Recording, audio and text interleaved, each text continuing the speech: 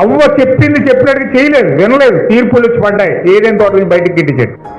Israel దేశానికి చెప్పాడు, చెప్పి వాక్యాన్ని ఇచ్చాడు, ధర్మశాస్త్రం ఇచ్చాడు, వింటే బాగుపడుతున్నారు, వినలేదు, బయటికి గిండి పడేశాడు. హల్లెలూయా. ఈరోజు దేవుడు మనకు కూడా వాక్యం ఇస్తాడు, మీరు వినండి అమ్మా, మీరు అది చేయండి అమ్మా, ఇది చేయండి అమ్మా అని ఏం బతిమాలు కూడా ఆయన వాక్యం ఇచ్చాడు, బైబిల్ ఇచ్చాడు. ఈ నా మాటలు విని వాటి చెప్పున చేయువాడు బండ మీద కట్టబడిన ఇల్లులా ఉంటాడు.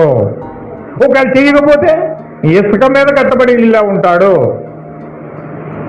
వింటే ఒకలాగా ఉంటాడు, వినకపోతే ఒకలాగా ఉంటాడు. వింటే ఆశీర్వదించబడతాడు, వినకపోతే శపించబడతాడు.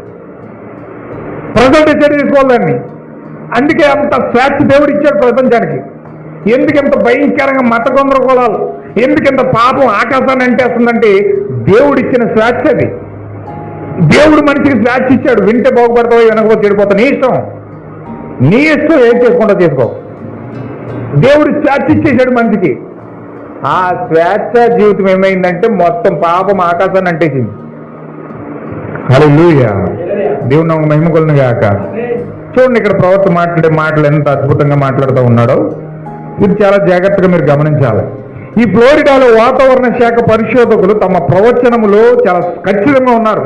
ఎందుకంటే వాళ్ళు చూశారు, వాళ్ళ కెమెరాలో చూస్తున్నారు, వాళ్ళ శాటిలైట్లో చూస్తున్నారు, వారి యొక్క ఆ యొక్క రాడార్లో చూస్తూ ఉన్నారు.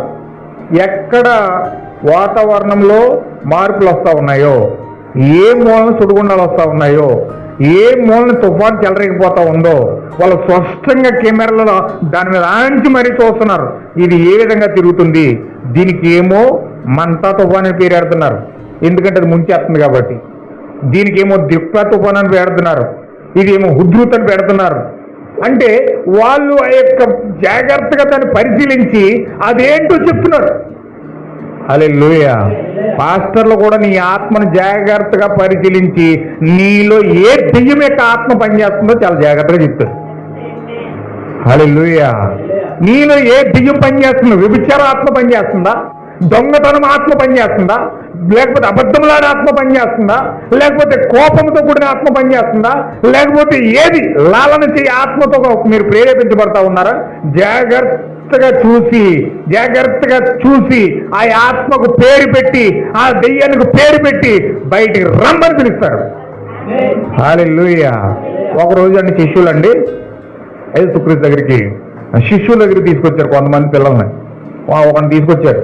ఆడు ఏం చేస్తాడంటే అత్తమ్మ వాడు నీళ్ళు కనపడితే నీటిలో